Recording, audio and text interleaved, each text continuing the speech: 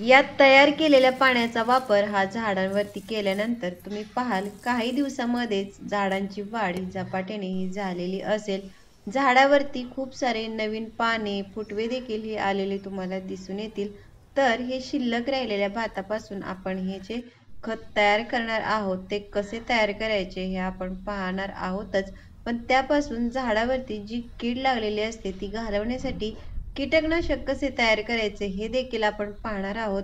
तर त्यासाठी व्हिडिओ कुठेही स्किप न करता शेवटपर्यंत नक्की पहा।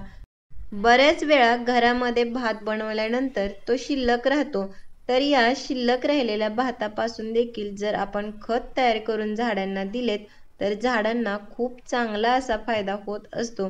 कारण याच्यामध्ये असे भरपूर पोषक तत्वे, घटक आहेत ज्यामुळे झाडांची वाढ ही चांगली होते। झाडावरील पानांचा आकार मोठा होऊन पाने हिरवीगार, तजेलदार होण्यासाठी ही मदत होत असते। आणि आपण हे जे खत तयार करणार आहोत ते फक्त फुलांच्याच नाही तर सर्व प्रकारच्या भाज्या, फुलझाडे, इनडोअर, आउटडोअर अशा सर्व प्रकारच्या झाडांना तुम्ही हे तयार केलेल्या खताचा वापर हा करू शकता। आणि याच्यापासून आपण फक्त खतच नाही तर कीटकनाशक देखील तयार करून झाडांना देऊ शकतो। तुम्ही इथे पाहू शकता या खताच्या वापरामुळे हा नागवेलीचा वेल हा किती छान असा वाढलेला आहे। भरपूर असे नवीन पाने देखील ही त्याच्यावरती आलेले आहेत। हे तयार केलेले खत हे तुम्ही सर्व प्रकारच्या फळभाज्या, पालेभाज्या यांच्यासाठी देखील याचा वापर केलात तरी देखील खूप छान अशा भाज्या तुम्हाला घरच्या घरी ह्या मिळून जातील। कारण या खतामधील पोषक तत्वामुळे झाडांची वाढ ही चांगली होते आणि आपली जी झाडे आहेत ती जेवढी सुदृढ, निरोगी तेवढीच त्या झाडावरती फुले आणि भाज्या देखील ही जास्ती प्रमाणामध्ये लागत राहतात। तर आता या भातापासून हे खत कसे तयार करायचे आणि त्याचा वापर हा झाडांना कसा आणि किती प्रमाणामध्ये करायचा हे आपण आता पाहूयात। तर हे तयार करण्यासाठी जेवढ्या झाडांना आपल्याला तयार करायचे आहे तेवढा भात घेऊन तो हाताने किंवा मिक्सरमध्ये अशा प्रकारे थोडे पाणी टाकून हे बारीक करून घ्यायचे।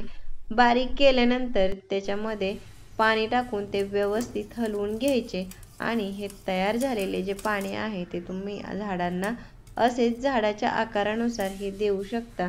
जर तुम्हाला याच्यापासून हे कीटकनाशक तयार करायचे असेल तर मात्र हे तयार केलेले पाणी आपल्याला एखाद्या डब्यामध्ये भरून 8 ते 10 दिवस हे असेच ठेवून द्यायचे आणि नंतर या पाण्याचा ते डायल्यूट करून त्याचा फवारा हा झाडावरती केलात तर झाडावरती कसल्याही प्रकारची जरी कीड लागली असेल तर 2 ते 3 फवाऱ्यामध्ये झाडावरची सर्व कीड ही निघून जाण्यासाठी ही मदत होत असते। आणि हे जे तयार केलेले पाणी आहे ते खराब देखील होत नाही। तुम्ही असेच काही दिवस हे पाणी ठेवलेत आणि नंतर हव्या तेव्हा त्याचा वापर केलात तरी देखील झाडांना हा चांगला फायदा होतो। याचा वापर तुम्ही सर्व प्रकारच्या झाडांना हा करू शकता। वापर केल्यानंतर काही दिवसामध्येच तुमच्या झाडावरती खूप सारे नवीन फुटवे आलेले, झाडांची वाढ झालेली ही दिसून येईल।